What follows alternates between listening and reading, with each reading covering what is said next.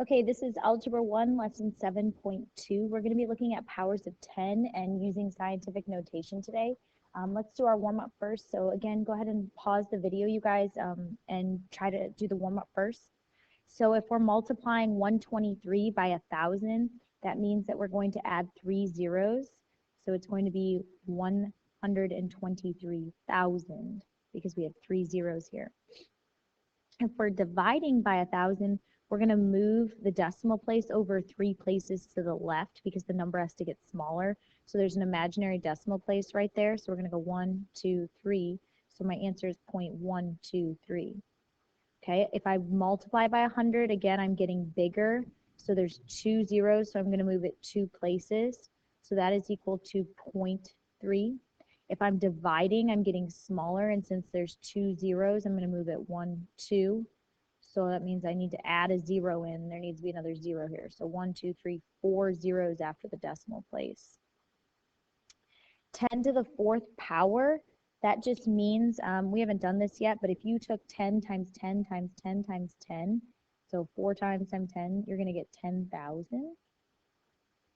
If we did like what we did yesterday, I'm going to show you a shortcut later on, but if we were to put 1 over 10 to the 4th to make that positive, and then we would get 1 over 10,000, that actually simplifies if you were to plug that in your calculator to 0.0001, okay? And then anything to the 0 power is 1. So today we're going to evaluate and multiply, look at multiplying by powers of 10 and then how to convert between standard and scientific notation. And you'll hear the word scientific notation. So the big thing for today is if you see something, when we're going from like 10 to the 3rd power to 10 to the 2nd power, when we're getting smaller, we're actually dividing by 10 every time we move lower and lower. And when we go up, we're actually multiplying by 10. So this is how we write it as a power of 10, and this is what it actually looks like. So for 10 to the 3rd power, it's written as 1,000. 10 to the 2nd power is 100, and so on and so forth. And the ones that get a little tricky are these ones with the negative. So 10 to the negative 1 power, we can rewrite that as 1 over 10 to the positive 1 power, and that's actually 0.1 as a decimal. So each time you divide by 10, the exponent decreases by 1, and the decimal place moves to the left. So that's really important. Every time you divide by 10, the exponent goes down by 1, and you're moving the decimal point in the value form to the left.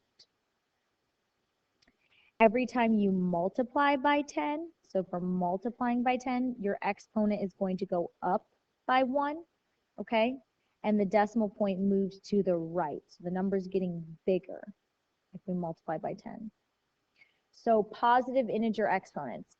If n, meaning the exponent, is a positive integer, find the value of 10 to that power by starting with 1 and moving the decimal point that many places. So for this one, since it's 10 to the 4th power, they take 1, and then there's an imaginary decimal place here.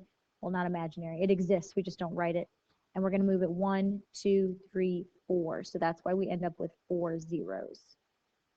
If it's a negative, you find that value, so 6, and you move it back to the left that many places. So we would start with 1, and we would move it 1, 2, 3, 4, 5, 6.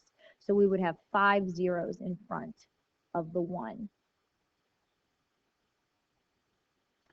So we're going to find the values for each of these powers now. Okay, so if it's 10 to the negative 6th power, we're going to start with 1, and we're going to move it to the left. Since it's a negative, we're going to move it to the left 6 places. So we're going to start here and go 1, 1, 2, 3, 4, 5, 6.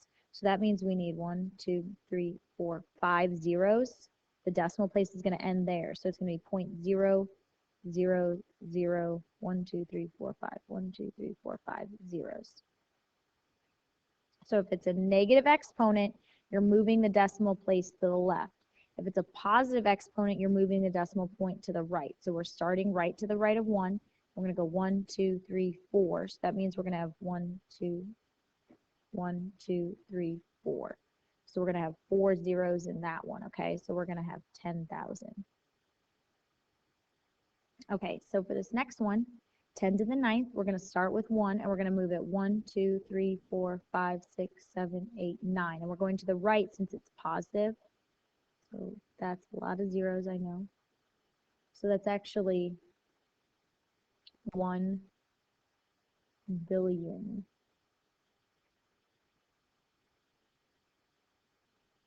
Okay, so let's try some more.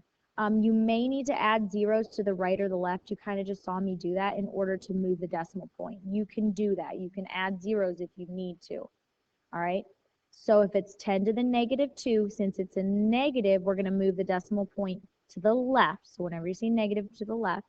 And we're going to start with 1, and we're going to go 2 places to the left. So that means we're going to have 0.01. Since it's positive 5, we're going to move it to the right. So we're going to start at 1. We're going to go 1, 2, 3, 4, 5. So that's 1, 2, 3, 4, 5. So we get 100,000. And then 10 to the 10th, we're going to move it 10 places to the right. So 1, 2, 3, 4, 5, 6, 7, 8, 9, 10. I think that was 10. Let's check. Should be, yes. There we go. Okay. So again, if it's negative, you go to the left. If it's positive, you go to the right. If you don't see a decimal point in a number, it is understood that it's at the end of the number. So sometimes we don't write a decimal point. So if I wrote the number 100, you know that even though we don't write it, there's actually a decimal point right after the 100. We just don't always have to write it. Okay, so now we're going to write these numbers as a power of 10.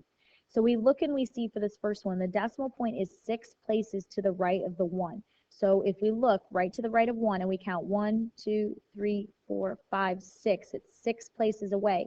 So we would write 10 to the 6th. On this one, we would count it's 1, 2, 3, 4 places away from the position. But we need to put actually a negative 4. And this is a little tricky. The reason it's negative 4 is because the original number up here is smaller than 1. Do you see how it's a smaller number? There's zeros in front of the 1. If it's small like that, we have a negative exponent. If the value is bigger than 1, it's going to be a positive exponent. So in this case, the decimal point is 1, 2, 3 places away, so it's 10 to the 3rd. So if the decimal point has to move to the right, or if it's to the left of where it should be, then that means it's negative. If it's to the right, that's positive. Okay, so let's try these ones now. So our decimal point is right here, and that's how many places away from right after the 1. So 1, 2, 3, 4, 5, 6, 7, 8. Now, is it 10 to the positive 8 or 10 to the negative 8? Well, it's 10 to the positive 8 since the original number is a big, big number. It's bigger than 1. If the original number right here in B is less than 1, do you see how it's a smaller number? That means we're going to have a negative exponent. So we need to figure out what that exponent is. Well, if you count, it's 1, 2, 3, 4 places away, so it's a negative 4 again. In this one, it's 1 place away, but is it a negative 1 or a positive 1? Well, the original number, see how it's still less than 1? If it's less than 1, it's got to be a negative sign. If this was written like this, then that's just 10 to the 1. But because it's the opposite direction, it's 10 to the negative 1. You can also move the decimal point to find the value of any number multiplied by a power of 10, and this is where we're going to get into the scientific notation. You start with the number that it is rather than with 1. So for example, if I have 125 times 10 to the 5th power, to write that in standard form, you start with 125, and there's a decimal point here, and you move it to the right 5 places because it's positive. So 1, 2, 3, 4, 5. And so your new number is 12,500,000, okay? If it is a negative, you're going to move the decimal point to the right. So for example, 36.2, we're going to pick that up and move it 1, 1, 2, 3, and we have to add a 0 here. So it's going to be 0.036. So let's find the value of the expression. Okay, so 23.89 times 10 to the 8th power. we're going to move the decimal point 8 places. The question is, do we move it to the right or the left? If it's positive, we're going to move it to the right because we want the number to get bigger. So we need to count 8 places. 1, 2, 3, 4, 5, 6, 7, 8. So that means we need to add in 7 zeros. So it's 2, 3, 8, 9, or 6 zeros, I mean. 2, 3, 4, 5, 6. So my number is going to be, let's see, 2,389,000,000. Okay, for this next one, it is 3 places again, but since it's negative, we're going to move it to the left because we want the number to get smaller. So our decimal point is over here, so we're going to move it 3 places to the left, and it's going to end there at right in front of the 4. So 0.467 is our answer. Scientific notation is just the method of writing numbers that are really small or really big. A number written in scientific notation has 2 parts. The first part is the number that is greater than or equal to 1 and less than 10. That's this number out in front. So when we write scientific notation, the number out in front always has to be less than 10, but greater than or equal to 1. And then the second part is just whatever the power of 10 is, and that tells you how far you're actually going to move the decimal place to get the regular number. So let's look at this example. Saturn has a diameter of 1.2 times 10 to the 5th kilometers, and its distance from the sun is about 1,427 kilometers. So we want to know, what is Saturn's diameter in standard form? So its diameter in scientific notation is 1.2 times 10 to the 5th, and we want to write it in standard form. So we know we're going to have to move the decimal point 5 places. Now, are we going to have to move it to the right or to the left? Well, if it's positive, we're going to move it to the right. So that means 1, 2, 3, 4, 5. We're going to have to add 1, 2, 3, 4 zeros. So our number is 120,000 kilometers. Okay? So that's how we write it in standard form. Again, standard form refers to the usual way you write a number, and scientific notation is when you write it with a power of 10. So now in this last step, we're going to list the numbers from least to greatest. So we list the numbers in order by powers of 10. Okay, so we're going to look at their powers of 10. So if they're negative, that means they're smaller numbers. So negative powers are smaller. So here's negatives. They're small. The smaller, or the bigger the negative, the smaller the number. So 5.4 times 10 to the negative 3rd is your smallest number. Then we're going to do 1 times 10 to the negative 2nd. Then 1.3 times 10 to the negative 2nd. Okay, now our next biggest exponent is 3, so 6.3 times 10 to the 3rd. Now between these two, we're going to start with the 4.1 times 10 to the 6th. It doesn't matter. We're just listing them in order right now of based on their power of 10. And then 2.1 times 10 to the 6th. We're only looking at the powers of 10 right now. Now the second part is to order the numbers that have the same power of 10. Okay, so what does that mean? Well, now some of these have the same order of 10, so we didn't actually write them in the right order, so we have to go back and fix them.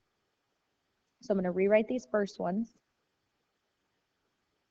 So 1.3 is bigger than 1, so that was right. We had that ahead of it. 6.3 times 10 to the 3rd. Now these last two, they both have times 10 to the 6th. So the way to tell which one is bigger is whichever number in front is bigger. So 2.1 times 10 to the 6th is smaller than 4.1 times 10 to the 6th. Okay? So the main things I want you guys to be aware of is that if you see a negative exponent, that is when you are moving your decimal point to the left. So move to the left, your decimal point. If you see a positive exponent, that's when you're moving your decimal point to the right. So positive exponents are bigger numbers. Those are your big numbers. Negative exponents are going to have small numbers, little numbers less than 10 once you write it in standard form. And I think this will make some more sense once you start doing some practice problems.